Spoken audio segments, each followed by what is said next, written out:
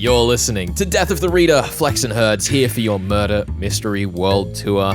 And we are back with the finale of Margery Allingham's Traitor's Purse, all the way to the end, the 21st chapter, and all the pages preceding. Herds, What a great time. This book is so good. It's so fantastic. good. It's fun. It's just a really fun time. It has some rushed elements, let's say, towards the end, I think. But it carries itself with that sense of explosive fun and whimsy. Very clever. Thank you. That, it really sells this book. The fact that everything is high octane all the time. We're always stressed. We're always out of time. We're almost out of time. And then everything comes together in a bit of a Deus-Eggs-Machina? A little bit of that. It's like I suppose almost it's a Machina X Deus. or a Deus Ex Egg. Yeah. We should quickly recap, and also full spoilers as always for the third episode in a set. Basically what happens is that Campion continues on the run. He boards a train trying to evade the police, finds himself in the rear carriage with a man who seems to sort of recognize him, but Henry not Bull. really. And then there's this Yes. very weird and uncomfortable scene where they're sat in the rear cabin of this car having a small talk conversation for just a little bit too long. Well, it's more like a standoff where because Henry Bull's impression is that this is some spy stuff and they're being spied upon in the carriage, and so he's trying not to say anything too important. And Campion is trying to divert Sir Henry Bull from talking about his identity, which Henry doesn't want to talk about because he thinks that Campion is in trouble. Yeah. And so Campion is trying to get him to talk about literally anything else, and Bull's trying to tiptoe around anything that he might say. It's just ridiculous. Both characters are trying to have spy talk when they clearly don't know how to talk the talk, which is super fun. There's this brilliant moment where Campion is like, I think he's a wool merchant. What do wool merchants like to talk about? I know, sheep. Let's talk about sheep. Wait, that's a terrible idea. And it's great. It's a great little scene there. And of course, the entire bit ends up being that he's not there on that train to meet Sir Henry Bull. He's on his way to meet Sir Henry Bull. But of course, he doesn't recognize him because he can't remember anything. Yeah, he doesn't know who he is until he shows up at Henry Bull's house later and is like, oh, you're that guy from the train. Crazy. Wow, what a coincidence. We find out from Sir Henry Bull that minute 15 is a war loan from Her Majesty's Treasury for which Sir Henry Bull works. And of course, at this moment, for no particular reason whatsoever, Lee Aubrey shows up. Lee Aubrey. And Campion takes the opportunity to run off before he's caught yet again by the police, only to run headlong into the police, who arrest him not for hitting a police officer, not for killing a police officer, but for using a fake bill, a counterfeit bill, at the train to station. purchase the train ticket on which he met Sir Henry Bull. It's such a good moment because in his internal monologue, he's going, wow, they're really they're making up fake charges in order to arrest me. This is bizarre. I don't know what they're even talking about. When I think this is the moment when I was reading the novel where I kind of went, oh yeah, this is the real story about these counterfeit bills and how they're making their way into the story kind of subconsciously. I do have a sticking point with this moment for the mystery section, but we'll get there. I'll merely foreshadow that and save it for later. That's right. Because the next bit is, of course, when we land in prison after he's been arrested. And I found this section so interesting because on the one hand, I felt like him being in prison and unable to act went on for slightly too long. Well, it was also being used to show the two different sides of his mind, right? Exactly. Or the three, because they combine at the end of this sequence. That's what the flow of the scene is. Is it it's basically a metaphor for where his conscious self has been this entire in prison. time. Yeah, exactly. And it's very effective that it lasts for slightly too long. Yeah, just on the other side of the Judas window, as it were. Yeah. And it's so stupid, but also, again, really fun that the thing that pulls him back into his previous mindset is getting slugged in the face. Yes. And he wakes up and he's back in his previous state of mind, and it takes a little bit for everything to catch up. Because his conscious self can't remember what his unconscious self has done initially until he's put all of the pieces together, only to realize that the clock is, ticking very late, and he needs to get out of there, but doesn't have a way to do so because the officer in charge of him, the turnkey, is Doesn't like him.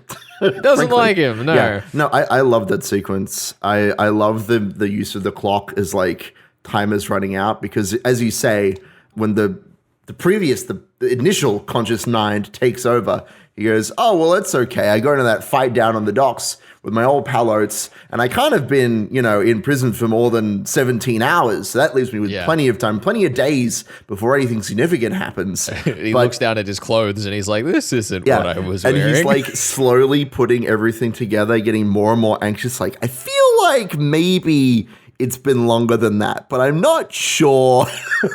And it takes Amanda showing up at the prison for him to put everything together, which is perfect, of course. And then Hutch comes back. Yay, and he can't talk because he broke his jaw. I love Hutch. Like, they have this entire scene, and at the end, Campion goes, Hutch, whatever is the matter? And he's like, I can't talk. You broke my jaw. Yeah, he's like writing on a piece of paper, like, you clod. You have ruined my life. I'm still going to get you out of jail because it's my job, and, we're best friends now. I think one of my favorite things about this stretch of the novel up to here is that it's just so naturally fun. Like, I was reading, having finished the book, reading some opinions from like Dr. Mike Grost, who was like, oh, this book really falls apart at chapter 10. And I'm like, does it though? Okay, Mike, I understand it's not a classic mystery, but this is great. Yeah. Well, this is what I was going to talk about last week, how the middle section really does go just everybody hates Campion, everything's going wrong, he's on the run, like for reals this time. But as soon as his two halves of his mind click together, everything falls into place. Everything starts coming up Campion. I do kind of wonder, because like for Mike Rost in particular, this book was sold in the United States as the Sabotage murder case, which makes it sound like way more of a classic mystery than it is. I suppose so. And I wonder if there's an audience of people, maybe including Mike, who like went into this book with way the wrong impression. Yeah, I wonder about that. I also wanted to note that the I've seen a couple of different cover arts for this book, and one of them is Traitor's purse, and it's got the fleet of lorries on the front, which again, I think that lends itself a bit to the scale of the story. It gives you a bit more of an expectation of what you're getting into.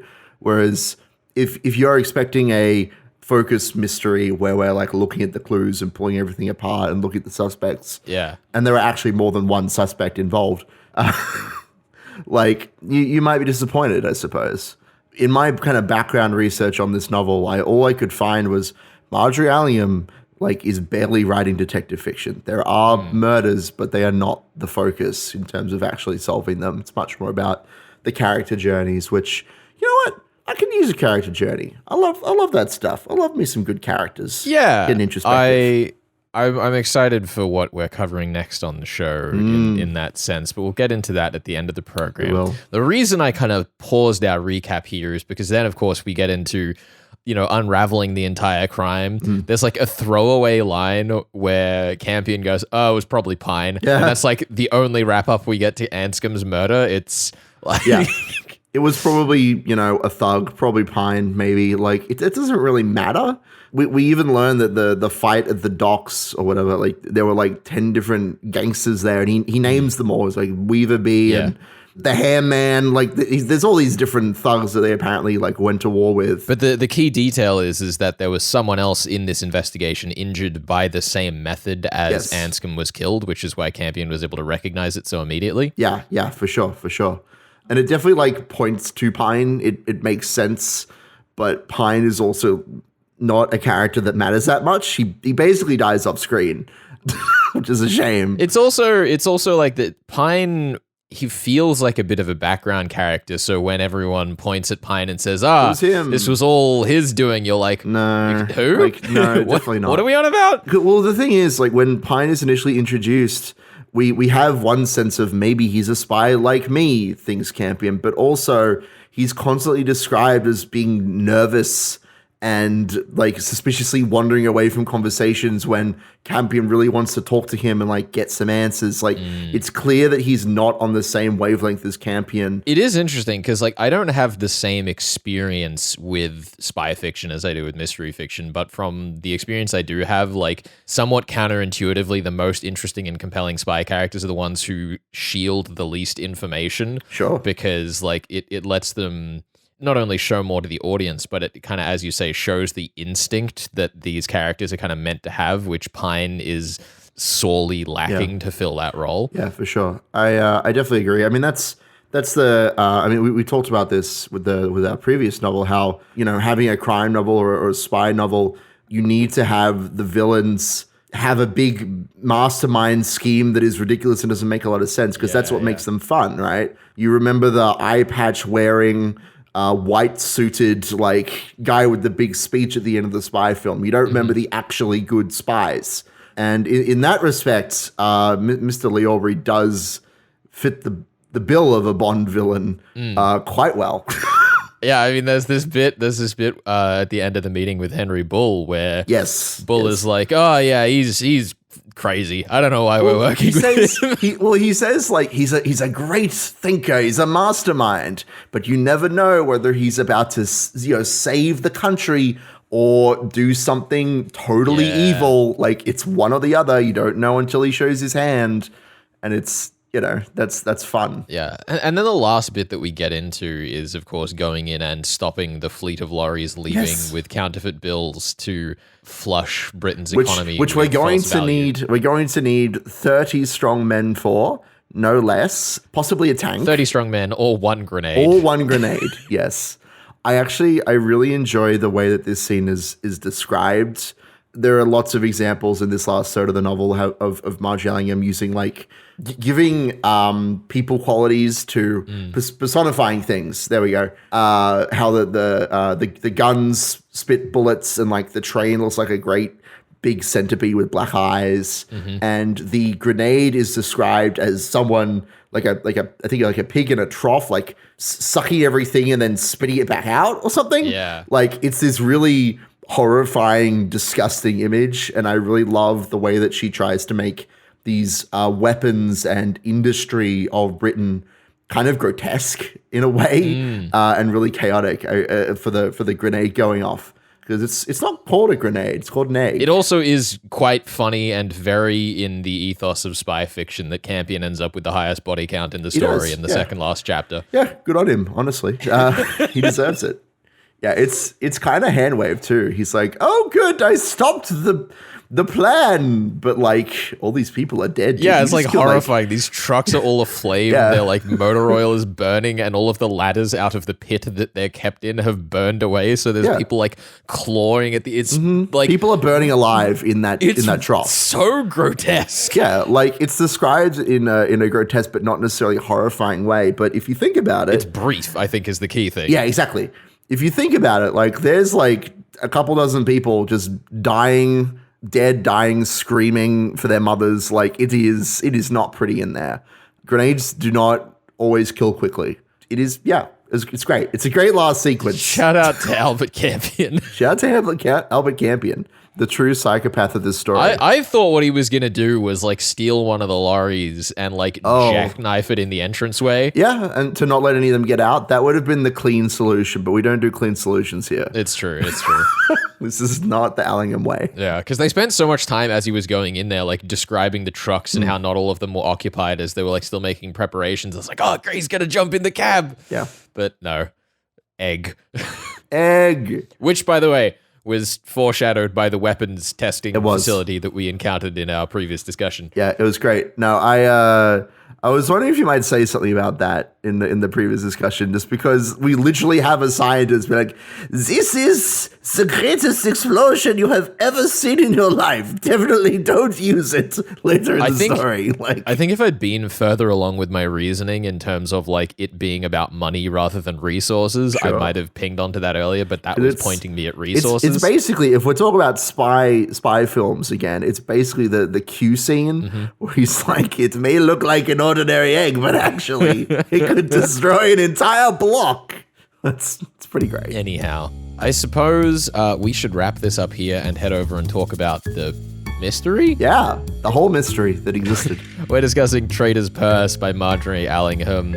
More to come in just a sec here on your Murder Mystery World Tour. Stick around. You're on 2SER 107.3. You're listening to Death of the Reader. Flex and Herds here for your Murder Mystery World Tour, discussing Traitor's Purse by Margery Allingham. I have reached the end of solving this novel, and Herds, it is time for my post-mortem. I'd love to know how the points will fall, because I think I did a pretty solid job in broad strokes, but there are a lot of specifics that I missed. Yeah, I mean, look, let me put it this way. I think you did a really good job. I mean, obviously Aubrey was the villain, not even the killer, but like the villain. Mm-hmm. He does too much monologuing and has too deep a voice to be anything else. So that's fine. You posed two different theories, more or less, over the 2 weeks. So that's fine. You get a point for that. I think that you did a really good job of highlighting not just that it was about money, but that it was about like devaluing the British currency. That was definitely that's the core scheme of what Aubrey is trying to do. He's trying to do it so that he can install himself as according to the Wikipedia page, a technocratic dictator, which I love the phrase of that, which you didn't 100% align on. However, you did pick up on the fact that Stanislaus Oates was the person who was being watched for maybe killing a cop in the opening part of the the hospital sequence. You did mention that. So I think that said, your minute 15 talk was garbage. I mean, listen, I had which minute 15 was what I described. I just thought that it was Aubrey's creation and not the British government's. Yeah, I think you're gonna walk away with 3 points for this one. I'm happy with that. Especially considering that I named the wrong culprit for Anscombe's murder. Yeah, I think 3 points is very respectable. You say that like the murder actually matters at all. Exactly. It's not about the initial murder at all. That's more of a this is the one lead you had and now it's gone. Now solve the actual mystery. It is still Aubrey's scheme that got Anscombe killed, I suppose. Yes. No, it's fine. I mean, look, you picked Aubrey as the mastermind. That's fine. I'm pretty happy with that. So yeah. You're getting 3 points. Minute 15 is admittedly quite a tricky thing to kind of puzzle out, I guess. There's not a lot of clues to say directly that this is a government thing to create, it's a war loan, Yeah. They don't what was say the words alternate war title loan. That Bull mentioned? It's Victory 50 or something. Yeah, and they're like, 50. oh, that's a bit too on the nose. We had to change the name. Yeah, which is ridiculous. I did have a sticking point, as I mentioned, though, which is that when Campion gets arrested, he's arrested for using a counterfeit bill by the police. And the turnkey. Then, less than a chapter later, they go into great length about all of the ways that you would have to, boil down the currency to its bare components to be able to tell the difference. Yeah, I don't know. Maybe the particular note that Campion grabbed was, not as well counterfeited as the others. It was a dud. I presume that he stole it from wherever it was being manufactured. Yeah. And thus it wasn't quite through dirtying or whatever, but it did feel a bit cheap having those two details about the counterfeiting kind of back to back. It was from the bag that he'd left with Lug, right? That's where he got, that is correct. Because Lug had given him the money, not realizing that it was counterfeit. Yeah, because there are quite a few different bags of money running around, which are all counterfeit. It's bizarre, really. But yeah, no, I do agree with you. It is a little weird, but it is also a really fun moment for people who've been paying attention, because the whole story was about money the whole time. Yeah. It's about the distinction between physical money and wealth and the scheme as a whole, which is something that Aubrey is obsessed with. And on my end, I really love how Campion is the one man who could solve everything, and Lee Aubrey is also thinks of himself as the one man who can solve everything, but obviously he's wrong. I love that as a theme. Well, I think that's kind of what I wanted to talk about, is because obviously we can't really break this novel down by fair play. It just not really. It doesn't fit the rules by most applications of them. But it is really interesting in the way that you still can get ahead of it, as evidenced by my attempt and almost success at kind of unraveling it. Yeah. But also that like the thematic content in that sense where there's so many different parallels, like, you know, him being in prison compared to him not being able to access his conscious mind, Aubrey and Campion being like two different sides of the same coin. There's so many useful narrative devices that really let you get a grasp on this story through unsaid direction, which is like so critical to dragging a thriller mystery through its paces. And let's not forget the most important character, Mrs. Erickson, who is the other side of the coin to Miss Amanda, to Lady Amanda even. Let's not forget. Who is Miss Erickson? Miss Erickson. There's a line at the end of the book where they say, Miss Erickson, she mattered after all. And I'm like, did she? Mrs. Erickson. What did she do? Mrs. Erickson, apparently, according to the Wikipedia page, is in charge of a group of women doing voluntary work. I believe she worked at the post office, ? And she was helping to like get official seals on the money that's being distributed. But they established at the end of the book that they didn't need to do that because the government was going to hand wave it anyway in the announcement of minute 15. I'll be totally honest, I completely forget because I just know that she is introduced as the character who's kind of into Lee Aubrey.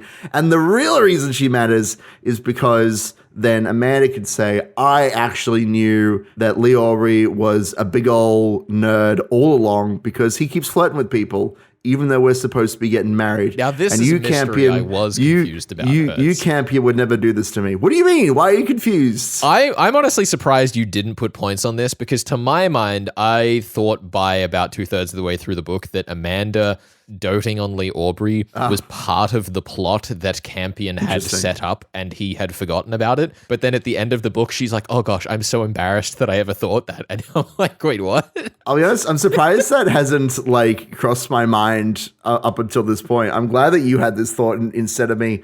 I think it's just because I trust Amanda and I think that her and Campion would never do such duplicitous nonsense. Look, I'm just saying. It's just so weird because she's portrayed as like such a competent character. She is Campion's like one of Campion's biggest ally, much to the chagrin of Lug.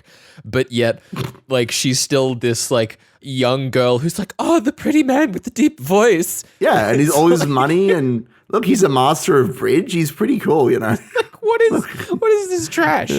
You know what? I will agree with you. All nonsense aside, it is a bit strange that, you know, we're kind of throwing Amanda under the bus so that Campion can have his character developments. Yeah. That is definitely a problem with the way that Amanda is kind of portrayed in this film. Even though she is like by and large intelligent and competent and great. And she like saves him at the end. She gets Hutch. She like saves him from the prison and gets everything lined up at the end. But you are 100% correct in that, like, I don't know why she fell for Lee Aubrey, honestly, in the first place. It's clearly the vapors, I think, is what it was. I think that's the only explanation. It's just such a bad trope. I was so on board for her character until like the last scene, and I'm like, you are kidding me. Yeah. I think the other thing that's really interesting is that, like, as we've discussed the whole way through this novel, the amnesia like trope, I don't know how prevalent the trope was when this novel came out, but it definitely has become a trope in the years since, whether or not this was the origin point. I hope not. And I thought it was so fascinating the way that compared to so many other applications of the amnesia trope where it's used to obfuscate things, Allingham kind of leaned harder on using it as an opportunity to teach you things. It's a really useful opportunity for Margery Allingham to come in and say, like, all right, what is this character's motivation? What are their concerns? And how can I show that to you by Campion being as upended as you would have been if you had just arrived in this situation? It's like a really thoughtful application of the amnesia narrative device. Yeah. Well, part of the narrative, I guess, with Amanda is he kind of realizes that he's kind of taken the fact that they'd be married for granted. Yeah. Even when he's regaining his senses, he has this feeling that there's been some terrible blow to his confidence. Like, clearly he had expected ever since she was 17 and he was 24 or whatever that they would be married, that Amanda and Campion were together in wedlock, you know, from that moment. But this story is kind of a way for Allingham to say, you know, that was never guaranteed. Amanda is capable of like loving other people, and you know, it is not guaranteed that these two characters will end up together. But through the course of this story, Campion, he almost like rediscovers like why he wants to be with Amanda. I really enjoy the way that we use amnesia to rediscover that. And this is definitely not the only story, as you say, that does that romance thing where like, oh, I have no idea who. There's a Simpsons episode about this. Oh my goodness, where like Marge loses her memory and she remembers everyone in the family except for Homer. And she's like, I wish I'd never married you because you seem like an awful human being. But of course, by the end of the story, it's flipped around. Mm-hmm. It's a very common sort of trope, I suppose, with like amnesiac lovers to rediscover that love by the end of the story. I think the thing I was most excited about by its application, just in a broad sense, is that despite it being such a trope, I wasn't exhausted to see it here. Despite being, you know, nearly 80 years old, this book like didn't feel like it was just rehashing something I'd seen a dozen times before. It didn't make it feel like the versions of it I'd seen more recently were better. I agree.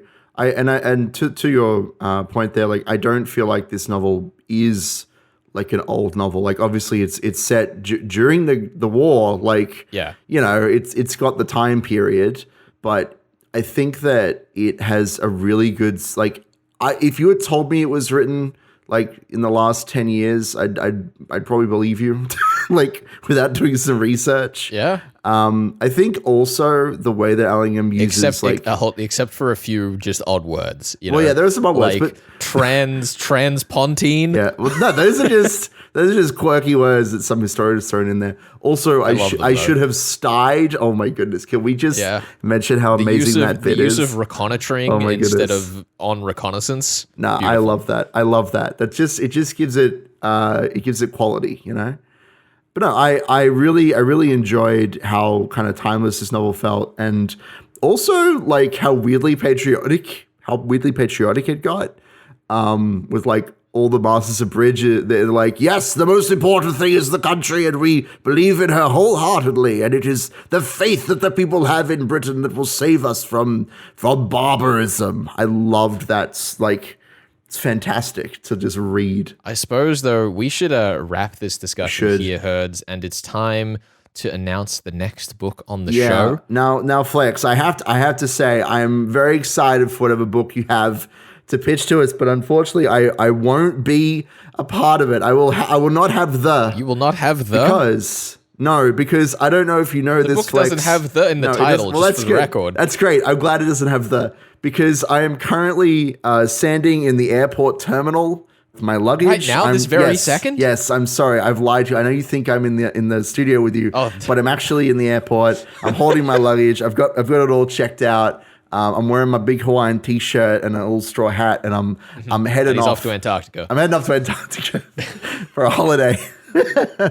So I'm going to be out, which is exciting.